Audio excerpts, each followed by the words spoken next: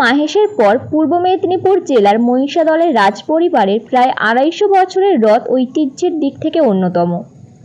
১৭৭৬ সালে রানী জানকী দেবী মিলন মেলার উদ্দেশ্যে এই রথ প্রচলন করেন। রথের ইতিহাস বহু প্রাচীন। আগে ১৭ চূড়ার রথ ছিল, এখন ১৩ চূড়ার রথ হয়েছে। ১৩ চূড়ার রথের ঢাকার উচ্চতা ৪ ফুট। লোহার পাত দিয়ে মোড়া মোট ৩৪টি চাকা আছে।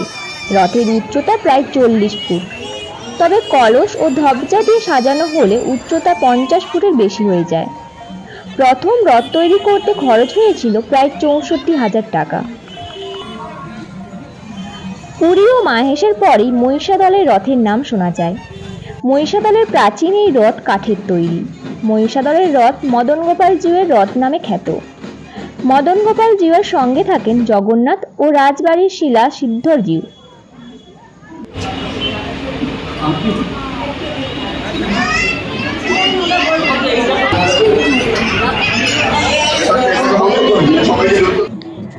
মহিষাদল রাজপরিবারের সদস্যরা জানান, অন্যান্য জায়গায় জগন্নাথ দেবের রথযাত্রা হলেও মহিষাদলের রথে যান রাজপরিবারের কুলদেবতা মদন গোপাল জিউ।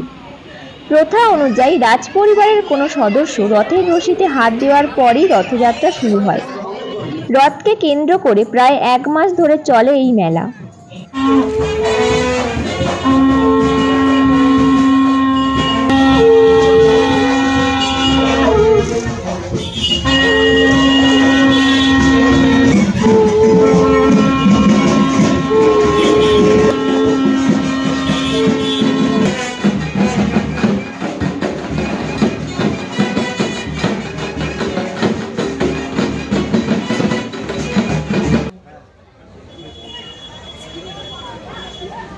অনেক লোক তো বাড়িতে সাংবাদিক সব রেডি টেডি হয়ে সব বেরিয়েছে, দেরি হয়ে গেছে। সাংবাদিকরা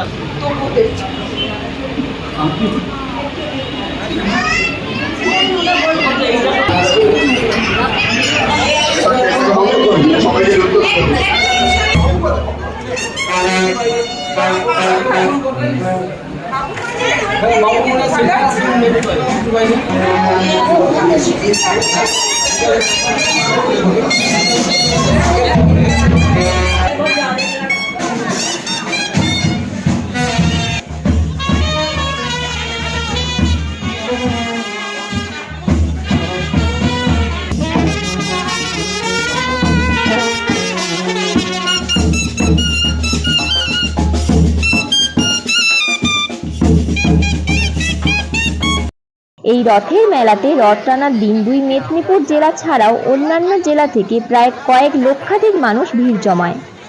ব্যুরো রিপোর্ট, PM নিউজ।